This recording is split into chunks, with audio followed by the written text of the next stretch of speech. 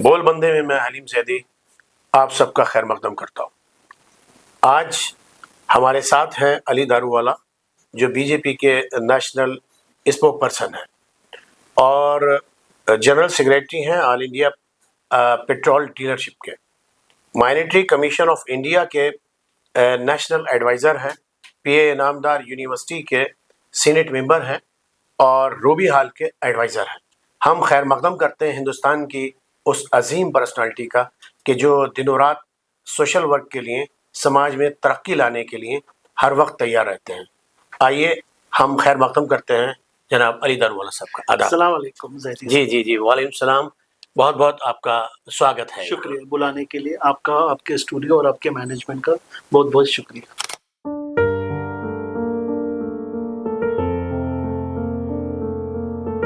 Thank you sir. सबसे पहला सवाल जो है वो सर ये है, क्योंकि आप एक बहुत बड़ी जिम्मेदारियों में और इतने आपके पास ओहदे हैं और इतनी जिम्मेदारियां हैं कि अगर हम उन्हें दोहराते रहें तो पूरे पॉडकास्ट का टाइम उसमें गुजर जाएगा, क्योंकि आपके पास बहुत बड़ी जिम्मेदारियां हैं। मैं सबसे पहला जो नॉर्मली लोग जानना चाहते हैं वो ये है कि आपका ताल्लुक कहाँ से है और आपका पुश्तैनी कारोबार क्या था, और आप स्टूडेंट लाइफ से ही सक्रिय रहे पॉलिटिक्स में, या पॉलिटिक्स में आप कब आए, ये आपने कैसे चुन लिया ये रास्ता? बिल्कुल, हम लोग जो है दारूवाला फैमिली है, पूना से हम लोग बिलोंग करते हैं और दारूवाला हमारा टाइटल है, हमारे को दी हुई पदवी है। हम लोग पेशवा सरकार में, पेशवा के रेजिम के अंदर सरदार हुआ करते थे। पूना के अंदर दारूवाला पुल, दारूवाला मस्जिद, कब्रस्तान, ये सब हमारी फैमिली जागीर है। हम लोग जो पेशवा के 11 सरदार थे उसमें से हम लोग एक सरदार हैं। और जो रहा पॉलिटिक्स का सवाल, दूर दूर तक पॉलिटिक्स का पी जो होता है, पी ऑफ पॉलिटिक्स भी हमारे खानदान में कोई भी नहीं। जैसा कहते हैं ना वंशवाद, मोदी जी कहते हैं वंशवाद के लोग बंदे हमें बीजेपी में नहीं चाहिए। मैं 2004 तक बिजनेस में था, बिजनेस में अभी भी हूँ मैं। पुणे में हमारे छोटे छोटे कारोबार चलते हैं और पॉलिटिक्स में आने के सिर्फ दो मेन कारण है। एक तो ईज ऑफ डूइंग बिजनेस, इतना सारा परेशानी एक बिजनेसमैन को, इतने सारे लाइसेंस, इतनी तकलीफ, इतने सोशल एंटी सोशल एलिमेंट्स का जो परेशानी थी, उससे परेशान होके मैंने देखा अगर कोई घबरता है, किसकी अगर इज्जत होती है तो वो पॉलिटिशियन की होती है। तो मेरा जो प्रवास है, मेरा जो ये शुरू हुआ वो 2004 से शुरू हुआ, only and only for doing business. वहाँ से मैंने शुरुआत करी और करते करते कुछ साल मैं लोगों के साथ कनेक्टेड था। जैसा आप जानते हैं पॉलिटिक्स के अंदर कोई हैंड होल्डिंग तो करता नहीं है, yes, yes. उंगली पकड़ के आगे कोई लाता नहीं है। 2009 तक के जो मैंने मशक्कत की है और जो लोगों ने बोलते ना पॉलिटिक्स के अंदर घुमाने का काम, 5 साल तक मुझे घुमाने का काम किया, पर खैर जो अल्लाह को मंजूर था वो हुआ। 2009 के अंदर हमारे माननीय इंद्रेश कुमार करके जो आरएसएस के टॉप 5 जो संचालक है, मोहन जी, दत्ता जी, रामलाल जी, कृष्ण गोपाल जी, उसके बाद में इंद्रेश जी जैसे व्यक्ति का नाम आता है, वो आरएसएस के प्रचारक है। और वो एक संस्था चलाते हैं आरएसएस के अंदर जिसका नाम है मुस्लिम राष्ट्रीय मंच। मुस्लिम राष्ट्रीय मंच में काम करने का मुझे संधि मिली। 5 साल तक हम लोग काम किए, जब भी तो बीजेपी की सरकार भी नहीं थी भारत के अंदर, महाराष्ट्र में तो दूर दूर तक की हमारी सरकार नहीं थी। 2014 तक के जो प्रवास चला उसके अंदर हम लोग काम किए। उसके अंदर जो मेन काम था, बीइंग अ मुस्लिम, मेरे को लगा क्या मार्जिनलाइज होते हैं मुसलमान लोग, उनको मेन प्रवाह में आना है और सबसे अच्छा माध्यम संघ परिवार से क्या हो सकता। इनफैक्ट आज जो हमारा पॉडकास्ट हो रहा है, आज के दिन आरएसएस को 100 साल पूरे हो रहे हैं और एक जो सेंटेनरी आज जो मनाई जा रही है, आज हमारे पंत प्रधान जैसे हम बात कर रहे हैं तो आरएसएस के ऊपर आज हमारे प्राइम मिनिस्टर ने भी बहुत बड़ा एक स्टेटमेंट किया है। वो विचारधारा से मैं काम करते करते जो है एक्टिव पॉलिटिक्स में आया।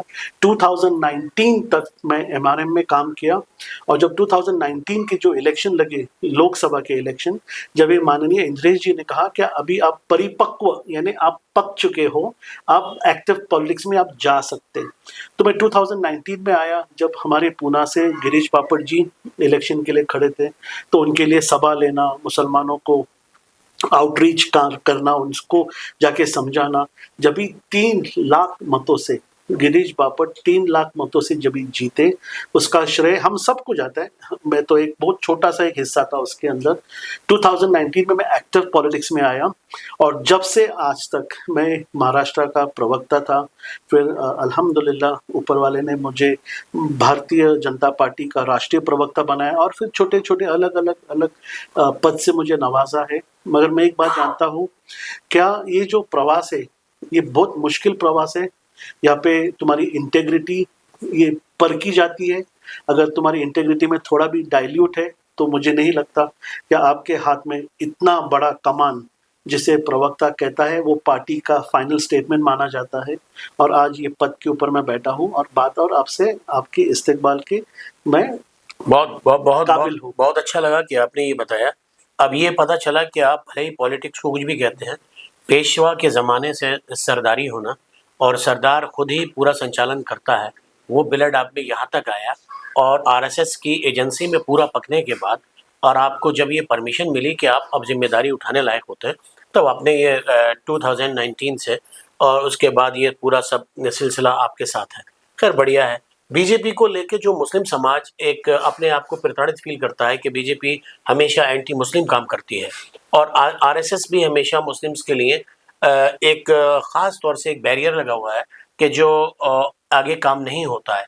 क्या ऐसी धारणा जो मुस्लिम समाज जिस समाज से आप भी आते हैं, क्या ये मुस्लिम का सोचना सही है? क्या इसके बारे में आप क्या कहेंगे कि जगह-जगह आरएसएस कभी भी मुस्लिम की कोई बात आती है, कहीं अज़ानों को लेके कोई मुद्दा है या जैसे आजकल कोई मुद्दा चल रहा है आई लव मोहम्मद को लेके, तो इसके बारे में आप क्या कहना चाहेंगे कि मुसलमान कहीं न कहीं बीजेपी के आने के बाद, हिंदुस्तान की गवर्नमेंट बनने के बाद इनसिक्योर फील करते हैं और आप उसका एक पार्ट हैं। आपने कहा कि ज़रा-सी भी डाइल्यूटनेस जो है बर्दाश्त नहीं की जाती है। आपको सॉलिडिटी के साथ आना पड़ता है, तब के आना पड़ता है, तो इसमें क्या कहना चाहेंगे आप? आपने इतना महत्वपूर्ण सवाल पूछा ज़ैदी साहब, मैं आपका इस्तेक़बाल करता हूँ, क्योंकि आपने जो सवाल पूछा है, वो आज इंडिया की 25 करोड़ मुसलमानों का ये सवाल है और आपके माध्यम से जनमानस तक मैं ये बात को पहुँचाना चाहता हूँ। क्या आरएसएस जो है वो एक्टिव पॉलिटिक्स में बिल्कुल नहीं है। बेशक हमारे आरएसएस के कोई नुमाइंदे, कोई बंदे बीजेपी में काम करते हैं। वहाँ पे हम लोग बीजेपी में जो है संघ कोई लोगों को भेजता है, मगर बीजेपी आरएसएस से ऑर्डर नहीं लेता। वो एक स्वतंत्र संस्थान है, वो अपने काम करते, अपने इलेक्शन इलेक्टोरल मैंडेट्स को चलाती, अपने मैंडेट्स को लाके अपने जो फ्लैगशिप प्रोग्राम्स है उसको चलाती। बेशक हमारे कोई लोग वहाँ पर काम करते हैं। जो आपका दूसरा सवाल था, मुस्लिम लोगों का जो माइंडसेट है, उनको लगता है क्या बीजेपी ये मुसलमानों की दुश्मन है। मैं आपसे एक बात स्पष्ट करना चाहता हूँ, सर बीजेपी बिल्कुल दुश्मन नहीं है और आरएसएस तो बिल्कुल पोलराइजेशन में मानता नहीं है। अगर आरएसएस पोलराइजेशन को मानता था तो मुझे बोलिए मुस्लिम राष्ट्रीय मंच जैसी संस्था का आज से 20 साल पहले उनका आप नींव क्यों रखते थे। मुस्लिम राष्ट्रीय मंच का मेन मुद्दा ये है कि जो इंडिया में मुसलमान है उनको मेन प्रवाह में लाना है। मेन प्रवाह जब तो हम तो सरकार में नहीं थे, मगर ये बात हम जानते थे क्या उनको मुसलमानों को आरएसएस से एलर्जी है, तो ये एलर्जी जाके उनको समझाएगा कौन। अच्छा, मेन प्रवाह में लाने का ये था कि उसका भी एक आप भी नमूना है, करेक्ट, कि आपको भी मेन प्रवाह में वही लाएं, ये कहने का मकसद है आपका? नहीं, ये मैं आपके माध्यम से कहना चाहता हूँ। मेन प्रवाह यानी क्या, जो आरएसएस की थिंक टैंक है, जो उसकी आइडियोलॉजी है, वो जाके लोगों तक समझाना। वो समझाने में सब में अच्छा काम कौन करेगा, एक्सेप्टेंस किसका होएगा। एक्सेप्टेंस, मैं मुस्लिम हूँ, मैं सरदार खानदान से आता हूँ, मेरी इंटेग्रिटी इस्लाम के ऊपर, मुसलमानों के ऊपर और जो समाज के अंदर जो हमारे फैमिली का नाम है उसको कोई भी शक के दायरे से नहीं देखता।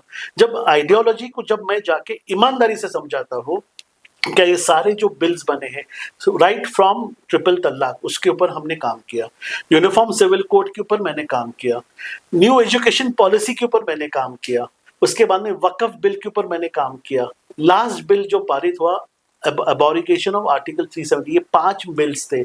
और जो छठा बिल है, हम तो ये मानते हैं वो बिल है ही नहीं, क्योंकि ये तो हिंदू राष्ट्र है, तो ये बिल तो खारिज कर दिए, क्योंकि हिंदू राष्ट्र है, उसकी घोषणा करने की कोई तारीख की आवश्यकता नहीं है। उसको अगर हम मानते हैं तो ठीक है, नहीं मानते तो वो अपना-अपना सोच अच्छा, है। हाँ, मतलब जैसे इसकी औपचारिकता की ज़रूरत नहीं है, कोई ज़रूरत ही नहीं है। क्योंकि मुल्क के एतबार 1947 से में शुरू से ही आपका मानना ये है कि वो ही है, उसे हिंदू राष्ट्र है। टाइटल ना दिया जाए। मैं आज इतना बड़ा विधान आप लोग के सामने कर रहा हूँ, ये ऑलरेडी हिंदू राष्ट्र है। ये संविधान में जो ये लिखा हुआ है, ये गणतंत्र, सेक्युलर हाँ, देश है। जी, जी, सेक्युलर ये वर्ड को गणराज्य, जी, जी, ब्रिटिशों ने हाँ, और उसके बाद ब्रिटिश की छोड़ी हुई जो औलाद है वो कौन है, वो आप ढूंढ के निकालिए। हम्म। सेक्युलर वर्ड को कॉन्स्टिट्यूशन के अंदर जो घुसाने का काम है वो अनसेक्युलर लोगों ने किया। और जो आप कह रहे हो ना कि बीजेपी मुसलमानों की दुश्मन है, 60 इयर्स तक, 60 साल तक एक ही खिल्ला हम लोग के दिमाग में मारा है कि बीजेपी मुसलमानों की दुश्मन है। मैं डंके के चोट पे यहाँ कहता हूँ, बीजेपी कोई भी दायरे से मुसलमानों की दुश्मन नहीं है। जैसा हमारा ब्रॉडकास्ट आगे जाएगा, आप पूछ सकते हैं जैसे क्या मेंबर क्या ऑफ चीज है जैसे जो आपके दिल में चुभती है। मेंबर ऑफ पार्लियामेंट जैसे जगह जगह जो बीजेपी को टिकट देना चाहिए थे, इस समाज को भी, जो कि दूसरी सबसे बड़ी आबादी है मुस्लिम्स की, उन्हें आपके पॉलिसी में कोई टिकट का नहीं दिए जाते हैं। उन्हें पार्लियामेंट में या जो एमएलएस के इलेक्शन होते हैं, उन्हें उसमें वरीयता नहीं दी जाती है। ऐसा क्यों है? तो इसी को लेके ये भावना बनती है कि आप एंटी मुस्लिम सारी चीज़ें, और जगह जगह से जो बड़े बड़े लीडर हैं, बुलडोजर को लेके मुस्लिम्स को ही नुकसान पहुंचाया जा रहा है। कहीं अगर मुसलमान ने कोई ऐसा बयान दे दिया तो उसके ऊपर बहुत ज़्यादा पाबंदियां लगाई जाती हैं और कार्रवाई की जाती है। दूसरा कोई कहता है तो उसके साथ में ये नहीं होता है। तो ये सौतेला व्यवहार ऐसा क्यों होता है? करेक्ट। ये हमें लग रहा है या है? आपका पहला सवाल, मुसलमानों को टिकट क्यों नहीं दिया जाता? जी। मैं आपसे उल्टा सवाल पूछता हूँ, कितने मुसलमानों ने भारतीय जनता पार्टी का टिकट मांगा? बोलिए। जिसको टिकट नाकारा गया। मैं कोई बस तो कोई आया नहीं। मैं आज एक्टिव पॉलिटिक्स में काम कर रहा हूँ। 2019 में किसने टिकट नहीं मांगा? 2024 के इलेक्शन में किसने टिकट ना आमदारकी का ना मांगा, ना खासदारकी का मांगा? नगर सेवक के लिए कोई लोग नहीं है, कोई आता नहीं है, कोई बढ़ चढ़ के बीजेपी का टिकट मांगता नहीं है। अगर आप मांगेंगे नहीं, हम आपको देंगे कहां से? भाई आप ये नैरेटिव को समझ में लीजिए। अगर वहां पर नहीं, भेजने का काम इसमें होता है, नॉमिनेशन का काम होता सर, है। जैसे इसमें आपने बताया कि आपका मुस्लिम मंच, जो कि कितने साल से काम कर रहा है? 20 साल पूरे हो गए। 20 साल से वो मुस्लिम्स में इतना काम कर रहा है, और वो लाना चाहता है हमें समाज को, इस समाज को, कि बराबर की धारा में बहे। तो वो क्या काम कर रहा है? वो ऐसे लोगों को तैयार करने के बाद, जो मुस्लिम समाज के लिए इतना काम किया है, तो वो क्या उन्हें प्रमोट करके आगे नहीं ला सकता? बिल्कुल। देखो, सबसे पहले मैंने कहा इलेक्टोरल पॉलिटिक्स में मुसलमानों ने सीट नहीं मांगा। जो रहा नॉमिनेशन का सवाल, आज मुस्लिम राष्ट्रीय मंच के जो हमारे 40 स्टॉलवर्ड जूनियर मेंबर्स है, वो सारे के सारे, कोई उर्दू काउंसिल के ऊपर है, कोई किधर चांसलर करके है, कोई किधर, आज मुझे देखिए मैं माइनॉरिटी कमीशन के ऊपर हूँ। तो जिधर जिधर जिसने ईमानदारी से जुड़ के काम किया, उनको उनका मुआवजा, उनका मेहनत का फल दिया गया। आप लोग ईमानदारी से जुड़ो। ईमानदारी से आपका क्या मतलब है? थोड़ा सा इसकी वजाहत करें, ईमानदारी में क्या कर? अगर आप यहाँ पर सिर्फ और सिर्फ टिकट लेके लड़ने के लिए आते, क्योंकि आपको मालूम है 2014 में मोदी वेव था, कोई भी खड़ा होता तो मोदी जी के वेव के अंदर जीत के आता। तो ऐसे जो लोग बोलते हैं ना टर्न कोट्स, जो बोलते हैं ना टर्न कोट्स, अगर टर्न कोट्स आते बोलते भाई हमको बीजेपी का टिकट दो, बीजेपी तो इतना बेवकूफ नहीं है, वो जानता है वफादारी से जो जुड़े हैं, जो हम जैसे लोग वफादारी से जुड़े हो, हम जानते हैं कि अगर इलेक्टोरल पॉलिटिक्स के एवज में अगर हम लोग संस्था में काम करें, अगर हम संघ में काम करें, अगर हम ऑर्गेनाइजेशन में काम करें, तो हम ज्यादा काम कर सकते हैं। गवर्नमेंट में आते तो एक एक रुपए का हिसाब देना पड़ता है।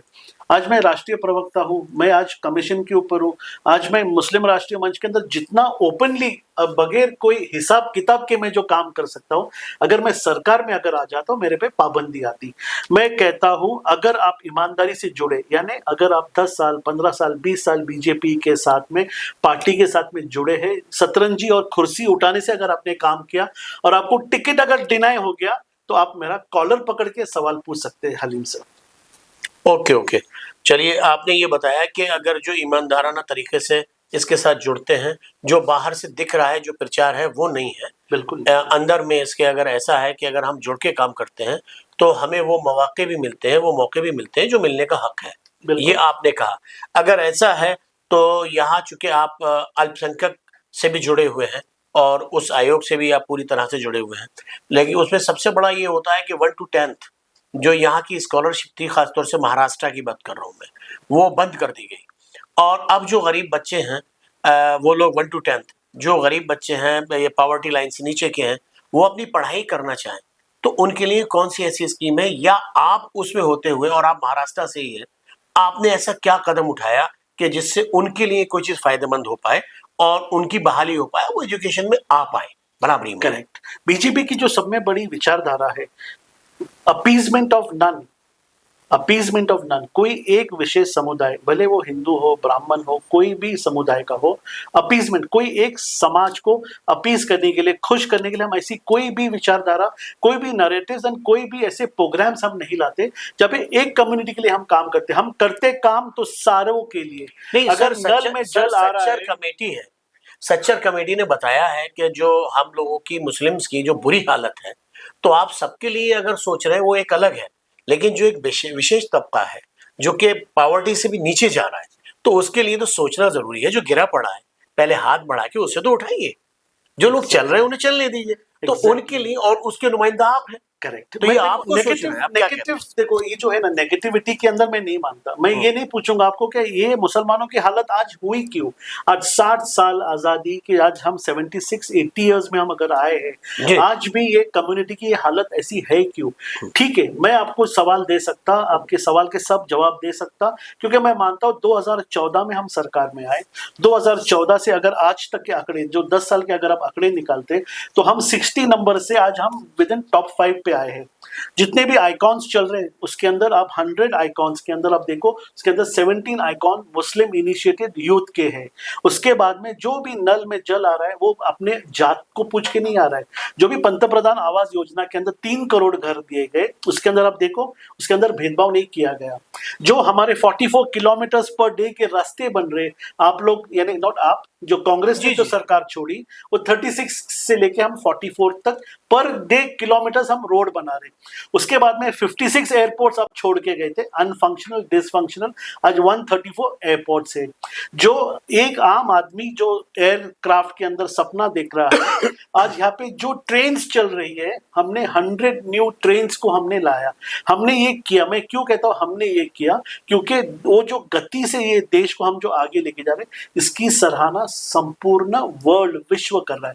विश्व गुरु, विश्व जगत गुरु, ऐसे ही नहीं नाम दिया जा रहा है मोदी जी को, योगी जी को, देवेंद्र फडणवीस। जो हमारी डबल इंजन की कोई स्टेट में ट्रिपल इंजन की जो सरकार चल रही है, वो सिर्फ और सिर्फ हमारे फ्लैगशिप प्रोग्राम्स के वजह से हम लोग जीत के आए हैं। मैं मानता हूं यहाँ पे नैरेटिव्स चलाए जा रहे हैं, जैसे कि वोट चोर गद्दी छोड़, संविधान हम बदलेंगे, चौकीदार चोर है।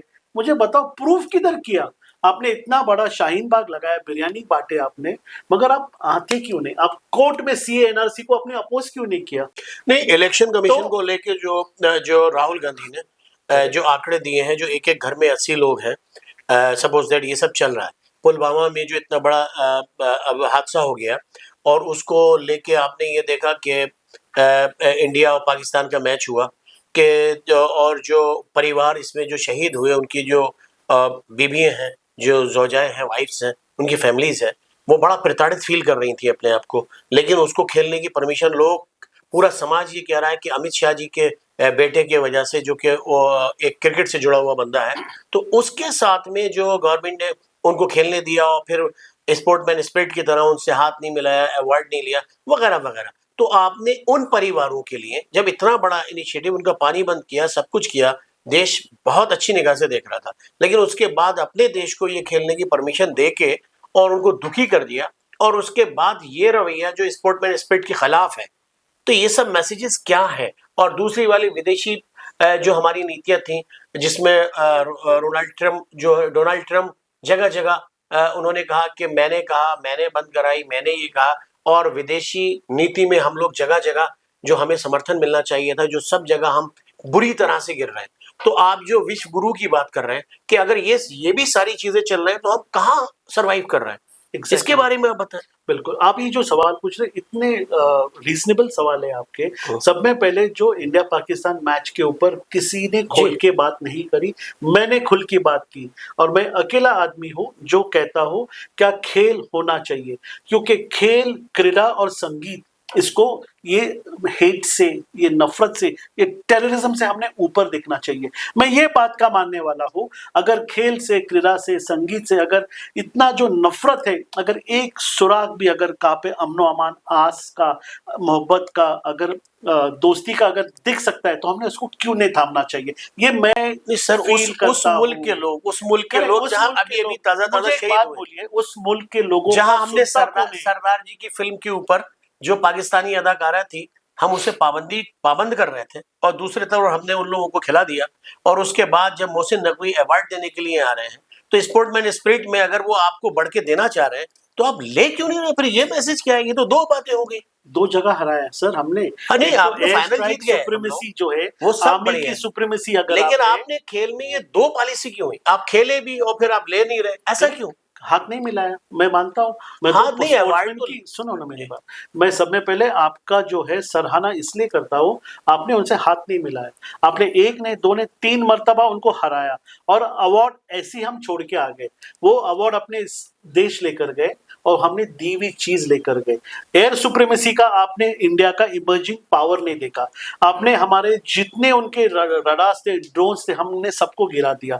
हमारी आर्मी, हमारी बहना जो वहां पर जाके उन्होंने जो 2 दिन के बाद 2 डेज के अंदर सोफिया कुरैशी ने जो कहा, क्या यहाँ पर एक भी कैजुअलिटी नहीं हुई, हमारे एक भी विमान नहीं सर गिरा। आपके ही पार्टी के एक नेता ने बिल्कुल सोफिया जी के लिए वो लफ्ज कहते हैं, इतना बड़ा आज 18 करोड़ लोगों की ये पार्टी है, हाईएस्ट लार्जेस्ट पार्टी, तो कोई कुछ कहता है वो उसका ओपिनियन है, उसको सुप्रीम कोर्ट ने इतना बेकार धिक्कारा है। तो सही, लेकिन आपकी पार्टी ने उसे अपनी पार्टी से क्यों नहीं निकाला कि इतना जो आदमी बेकार आदमी आपकी यहाँ बैठा हुआ है, गलती को कबूल करता है, जो आज अपॉलॉजी लेटर अमेंड करता है, आप उसे क्या फांसी पे लटका देंगे? उसने कबूल किया, उसने कबूल किया मेरे हाथ से गलती हो गई, सुप्रीम कोर्ट ने उसको फटकारा है।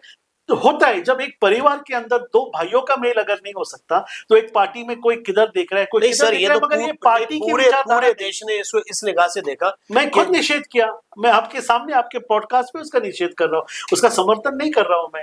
आपने तो इसको चलिए बहुत बहुत शुक्रिया। अच्छा, इसमें अली भाई, इसमें सबसे बड़ी बात ये कि जो यूथ्स हैं हमारे, यूथ पावरमेंट की बात कर रहे हैं हम और वुमेन पावरमेंट, इसके लिए आप जैसी शख्सियत, चूंकि आप बहुत ज़्यादा यूथ में बहुत ज़्यादा लोकप्रिय है और जगह जगह यूथ आपसे बहुत जुड़ रहे हैं, तो उनके लिए, और उर्दू एक ऐसी ज़बान है मदरसों को लेके जो बड़ा परेशानी है और हमारा फ़र्ज़ भी है, चूँकि उर्दू एक ऐसी ज़बान थी जो दक्कन से ही गई थी और यही सब एरिया था कि जिसने उसे परवान चढ़ाया था। साद हसन मिंटो यहाँ आए, जोश वली आबादी, हजरत मोहानी। तो इस सब के बारे में यूथ्स के लिए आपके क्या प्रोग्राम्स हैं और वुमेन पावरमेंट के लिए और उर्दू के लिए?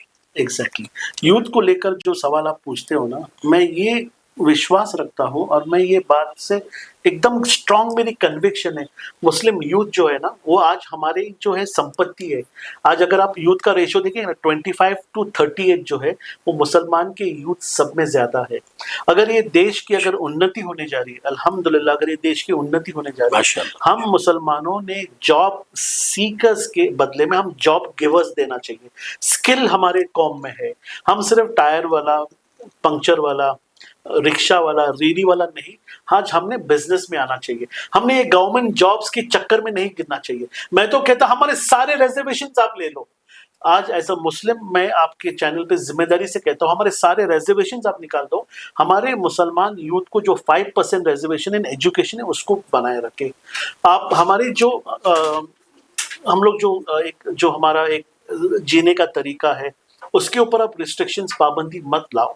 मुस्लिम्स जो आज ये 25 करोड़ मुस्लिम्स है ना, आपको ये 100% बीजेपी के मुरीद बनते हुए दिखेंगे। मैं आपके माध्यम से ये जनमानस को ये कहना चाहता हूँ कि मुस्लिम यूथ ये देश से जुड़ा है, जुड़ना चाहता है और भी ज्यादा जुड़ेगा। सिर्फ 1-2 छोटी छोटी उनकी चीज, ज्यादा बड़ी मांग नहीं है मुसलमानों की। अब एजुकेशन में उनको दे दो, उनके खान पान के ऊपर, तो यूथ उनकी रिलीजन प्रैक्टिस को आप छोड़ दो, हमको हमारे शरिया, हमारे पर्सनल लॉ पे छोड़ दो, उसके अंदर हस्तक्षेप मत करो। ये मुसलमान जो है ना, भारतीय जनता पार्टी को आने वाले 25 ने 50 साल तक हारने नहीं देगा। Very good. और ये उर्दू और इसके हवाले से जो मैंने आपसे पूछा था कि उनके लिए क्या प्रोग्रामिंग है? उर्दू काउंसिल का जो एक छोटी मोटी एक काउंसिल बना के रखी थी, जिसका कोई उल्लेख नहीं था, जिसको कोई फंडिंग नहीं था, माननीय इंद्रेश जी ने उर्दू काउंसिल को चेयरमैन दिया। हमारे प्रोफेसर शाहिद अख्तर जो है वो आज उसके काउंसिल के मेंबर्स है, ऑल इंडिया में मीटिंग लगा रहे।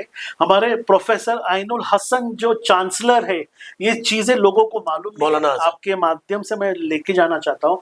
आज उनको प्राइम मिनिस्टर ने, प्रेसिडेंट ने बुला के पद्मश्री का अवार्ड दिया, तो ये कितनी बड़ी इज्जत अफजाई है। ये मैसेज जो है ना, पॉजिटिव मैसेज नहीं जाती जाहिदी साहब। आप देखो वहां पर सिर्फ ब्रेकिंग न्यूज के अंदर नेगेटिव, नकारात्मक, ये देश में कितना खून हो रहा है, कितने प्रॉब्लम्स हो रहे हैं, बस यही चलता है, पॉजिटिव रिपोर्टिंग होता ही नहीं है। आज मुसलमानों को मेन स्ट्रीम में लाने के लिए जो MSME के माध्यम से जो लोन दिया जा रहा है, देखो मैं जो है ना मोटी मोटी बात करने में मानता हूँ, खाली ये जो नए फैक्ट्स फिगर्स पब्लिक को गुमराह और उनको बोर नहीं करने का। मुस्लिम यूथ सामने आइए, अली दारुल्लाह आपके पीछे खड़ा है, आप ताकत लगाओ, आपको ताकत देने का काम हमारा है। आप मुस्लिम जो है, मैं मुस्लिम जो हूँ, हम सारे जो मुस्लिम जो है, ये पीछे हटने वाले में से नहीं है। और अगर आपको नहीं मालूम रहेगा तो मैं कहता हूँ on record 7% voting Muslim community से, मुस्लिम एरिया से आज हमारे जो MLAs और MPs जीत के गए, ऑन रिकॉर्ड 7% वोटिंग मुस्लिम समुदाय से हुआ है। चलिए, ये आपकी खुशफहमी है, ये आंकड़े हैं, you know that very well. लेकिन हम एक अगले सवाल की तरफ चलते हैं। अली दारूवाला ये आज के दौर में क्या दीन इलाही के मानने वाले हैं? जगह जगह जो फंक्शंस होते हैं, अभी फंक्शन हुआ जिसमें जनेऊ उन्हें पहनाया गया, जिसे लोग ट्रोल करने के बाद कह रहे हैं कि नाड़ा बांध लिया, और पूरा हिंदूकरण को लेके क्या पार्टी में जाने के बाद ऐसा दबाव बनता है, या आप लोग उनके डर या खौफ की वजह से ऐसा ऊपर से ऑर्डर मिलता है कि आप ये करते हैं? जैदी साहब, कहाँ से, कौन से एंगल से मैं डरा हुआ आपको देखता हूँ। और एक बात मैं मानता हूँ, जितना मुस्लिम कम्युनिटी मुझे अपना समझता है, आज हिंदू कम्युनिटी मुझे सनातनी मुस्लिम समझते। सनातनी मुस्लिम क्यों? क्योंकि सनातन जो है ये कोई धर्म नहीं है, Hindu is a way of life, Hinduism is a way of life. अगर नाड़ा बांधने से या पहनने से अगर मैं हिंदू होता है, तो मुझे एक बात बोलिए, यही महाराज, यही योगी जी, ये अगर अजमेर शरीफ के दरगाह पे जाके वहां पे अगर चादर चढ़ाते, टोपी पहनते, तो क्या मुसलमान बन जाते? खलास। तो सवाल ही नहीं आता। अगर नाड़ा पहनने से अगर मेरा धर्म बदली होता, तो टोपी पहनने से योगी जी मुसलमान कहलाते। तो ये सब ये सुपरफिशियल है, ईमान जो होता है वो अंदर से अच्छा, तो आता है। आपका ये मानना है कि ईमान का ताल्लुक हमारे अकीदे से होता है, और अगर किसी भी प्रोग्राम में कहीं जाने के बाद अगर उन्हें खुशी मिलती है और हम उनसे जुड़ते हैं, तो ऐसा कुछ नहीं समझना चाहिए, बिल्कुल। ताकि चूंकि वो हमारे यहाँ आते हैं, हम उनके यहाँ जाते हैं, बिल्कुल। ये कहने का मकसद है। अगर ऐसा कुछ है, तो जो लोग इतने प्यार से आपको बुला के अपने धर्मकांड की सारी चीजें आपके साथ करते हैं, कहीं आपको भगवा पहनाते हैं, कहीं आपको जनेऊ डालते हैं, कहीं आपके तिलक लगाते हैं, कहीं आपसे आरती करवाते हैं, वगैरह वगैरह, उसके साथ में जब हम लोग एक मुस्लिम समाज पूरा आई लव मोहम्मद कहता है, तो आई लव मोहम्मद पे ये हिंदुस्तान के बीजेपी माइंडेड लोग जो है, पूरा समाज उसको लेके एक इशू बना के क्यों खड़ा करता है? क्या प्रॉफिट मोहम्मद के बारे में अगर आई लव कहना, आप उसके बारे में क्या कहते हैं? आप तो खुद मैं ये बात मानता हूँ, बेशक हुजूर पाक सल्लल्लाहु अलैहि वसल्लम का जब हम नाम लेते तो हम उसका जी, जी। मुसाफा करते, वो रास्ते पे लगाना, उसका तौहीन करना, मैं पर्सनल जो मुझे लगता है वो मैं आपको कह रहा जी। हूँ। क्या आवश्यकता है?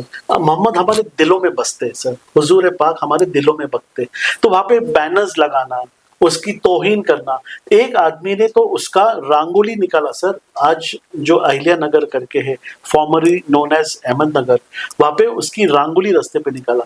आज मेरे हुजूर के नाम के ऊपर से अगर गाड़ी जाती है, कोई बैलगाड़ी, रिक्शा जाती है, कितना बड़ा तौहीन है।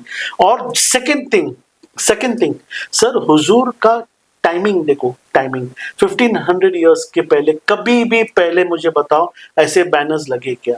ये टाइमिंग को लेकर क्वेश्चन मार्क सवाल खड़ा होता है। इलेक्शन के पहले, सब में पहले जब ईद मिलाद का उस दिन प्रोग्राम हुआ, तो ये कहा गया क्या यहाँ पे हम लोग दरूद शरीफ पढ़ेंगे। जब दरूद शरीफ पढ़ा गया तो उसके बैनर्स के ऊपर, उसके स्टेज के ऊपर कौन से लोग थे? कानपुर की बात। क्यों आपको बीजेपी के लोग नहीं दिखे? बीजेपी में मुस्लिम्स नहीं है, इंद्रेश जी नहीं है, अली दारूवाला नहीं है। आपने वहां पर कांग्रेस के लोगों को बुलाया, इंडिया अलायंस के लोगों को बुलाया। इसका भगवाकरण नहीं होने से, रोकने से आपने उसको ग्रीन झंडा पहनाया, आपने उसको पूरा पॉलिटिकल कलर देने का काम ये लोगों ने किया। ये प्रोग्राम को कांग्रेस ने हाईजैक किया। और मैं एकदम दावे के साथ कहता हूं, ये जो सब चला है ना, ये एक एडमिनिस्ट्रेड, ये एक सोची साजी साजिश है। इसके पीछे सब सामने निकलेगा। होम डिपार्टमेंट काम पे लगा है। हुजूर का प्यार, हुजूर की मोहब्बत, ये मुसलमानों के लिए उतना ही आस्था हिंदू रखते हैं जितना मुसलमान रखते हैं। मगर इसका जो टाइमिंग है, इसकी हर एक हकीकत आपके सामने आएंगी और इसको पोलराइजेशन करने का, इसको रेडिकलाइज करने का काम सिस्टमैटिकली किया गया। मगर इंडिया की मुसलमान ये बहुत समझदार है, इसको इसके आगे वो राइट्स में कन्वर्ट होने नहीं देंगी। अच्छा, तो ये आपका कहने का मकसद ये है, लेकिन इसके जो वोटों का ध्रुवीकरण होगा लोगों में, समाज में, तो जो हिंदू मुस्लिम का मामला चल रहा है इसमें तो ये लगता है कि बेनिफिट जो है वो कहीं ना कहीं बीजेपी को पहुंच रहा है, क्योंकि जगह जगह जो मामलात हैं वोट चोर को लेके, दीगर चीज़ों को लेके जो एक माहौल बीजेपी के खिलाफ बन रहा था, वहाँ इसका ध्रुवीकरण करने के बाद जो यूपी में बरेली में जो हादसा हुआ, जो लोग सिर्फ अपना अल्टीमेटम जो देने के लिए जा रहे थे, मेमोरेंडम, और उनके उनके जुलूस को, तौकीर मियाँ के, जो एकदम वहाँ उन लोगों पे लाठीचार्ज किया गया, इस सब के बारे में क्या आपको लग रहा है कि ये लोग जो शांतिपूर्ण तरीके से जा रहे थे, कि उसको प्रशासन को इस तरह से पिटवाना चाहिए कि अगर सेकंड मिलेनियम है, सैटेलाइटिक पीरियड है, अगर अली 1500 साल था, अगर आई लव मोहम्मद लिख भी दिया है, तो इसमें एक जगह हो सकता है ऐसा, सब जगह साजिश, ये तो एक मोहब्बत का हिस्सा था। बिल्कुल, यही तो मैं कहना चाह रहा हूँ आपको। हुजूर के नाम के नीचे ये पॉलिटिक्स खिचड़ी कुछ अलग पक रही है। जो 25 लोगों को अरेस्ट हो गया, कल की न्यूज आपने नहीं सुनी ना, आपने चलाई। सारे 25 लोगों ने माफी मांगी, जो राइटिंग किए उन लोग ने माफी मांगे, इमीडिएटली सारे के सारों को छोड़ दिया। इसको पोलराइज करने का काम, ये गवर्नमेंट को डिफेम करने का काम सिस्टमैटिकली हो रहा है जैदी साहब। मैं कहता हूं, जो योगी सरकार जो है, इतनी रैशनल सरकार है, उन्होंने जो जो बुलडोजर जिधर जिधर चलाया, मैं उसका समर्थन में नहीं कह रहा हूं, हालांकि सुप्रीम कोर्ट ने उसको फटकारा है। मगर जो भी गवर्नमेंट प्रॉपर्टी को नुकसान करेगा, भले वो कोई भी समुदाय का हो, ऐसा क्यों होता है कि बार बार मुसलमानों का ही नाम सामने आता है, मगर जो भी गवर्नमेंट प्रॉपर्टी को डैमेज करेगा उसके ऊपर बुलडोजर चलेगा, उसके ऊपर स्ट्रिक्ट एक्शन लिया जाएगा। बहरहाल अभी सुप्रीम कोर्ट की स्टे है इसके ऊपर, मगर मैं जानता हूं कि ये देश में अगर अनुशासन लाना है तो आपको सरकार का डर रहना जरूरी है। जी, अनुशासन के खिलाफ शासन की बात कर रहे थे आप। चलिए हम चलते चलते, चूंकि आपने अच्छी बातें बताई, मैं एक बहुत अहम सवाल कि आप इतनी अच्छी अच्छी ओहदों पे हैं और आप मेहनत करके यहाँ तक पहुँचे हैं, पेट्रोलियम से अटैचमेंट भी आप हैं और अल्पसंख्यक और स्पोक पर्सन तो है ही हैं, तो यहाँ जो लोग एक रोजगार को लेके, जैसे पेट्रोल पंप एक ऐसी चीज, योजना है, हम अपने माध्यम से आपके जरिए से, कि कितने लोग ऐसे मुस्लिम्स हैं कि जिनके लिए अगर हम पेट्रोल पंप अपना लगाना चाहें तो आप उसमें यूथ्स को क्या मदद कर सकते हैं, अल्पसंख्यक के लिए आप क्या कर सकते हैं जो लोग हैं, और उसके अलावा आप एक छोटी सी ब्रीफिंग इस टाइप की कि आपने यहाँ रहते हुए इन तबकों के लिए क्या क्या किया है, ये बड़ा है। बिल्कुल, सब में पहले माइनॉरिटी के लिए अगर वो पेट्रोल पंप लगाना चाहते हैं तो उसकी क्राइटेरिया इतनी सिंपल है। आपकी अगर जगह है, आपने सिंपल एप्लीकेशन देना है। अगर आपकी जगह मौके की है, वहाँ पे अगर ऑयल कंपनी पोटेंशियल देखता है तो वहाँ पे बगैर कोई रिश्वत के, बगैर कोई सिफारिश के आपको पेट्रोल पंप मिल सकता।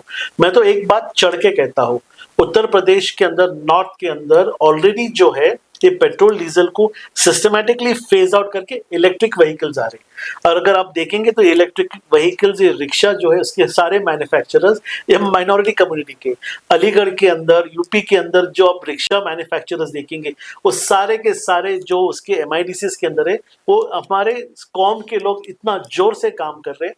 पेट्रोल डीजल आने वाले 10 साल में फेज आउट होके टोटल इलेक्ट्रिफिकेशन ये देश में होने जा रहा है। तो वहां पर हमारे कौम ने तवज्जो डालना चाहिए, वो सेक्टर के ऊपर ध्यान देना चाहिए, क्योंकि वो आने वाला नेक्स्ट जेन सेक्टर है सर वो। और सर आपने अब तक जो किया है, फिर प्लीज उसके लिए जो आपने जो अल्पसंख्यक हजरात के लिए यहाँ कुछ किया है, वो कोई ऐसी, चूंकि मैं समझता हूँ कि आपने कोई कम्युनिटी सेंटर, ऐसा कोई माहौल अल्पसंख्यक के लिए आपने रहते हुए, चूंकि अली दारूवाला पूना से ताल्लुक़ रखते हैं और पूना उनका मॉडल होना चाहिए और आप रोल मॉडल हैं, यूथ जुड़ हैं, तो ऐसा क्या किया आपने देखो पूना इसके के अंदर, डेवलपमेंट को लेके पूना या के किस चीज अंदर को लेके? जी, सब में पहले जो एक एरिया है जिसे मिनी पाकिस्तान कहते हैं, 35 इयर्स के अंदर 35 इयर्स के अंदर वहाँ पे एक भी कोंडवा के अंदर बीजेपी का ऑफिस नहीं था। मैंने आज जाके वहाँ पे 7 बीजेपी के ऑफिसेस खोला।